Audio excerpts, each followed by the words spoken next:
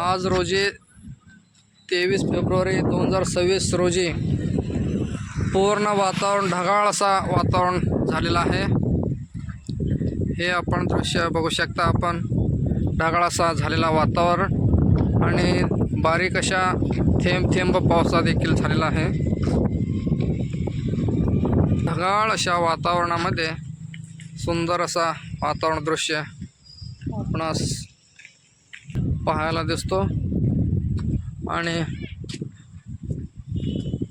पाऊस होण्याची शक्यता देखील पाऊस पडण्याची शक्यता खूपच दाट अशी आहे। पूर्ण ढगाळ असा काळा कोट असा वातावरण झालेला आहे।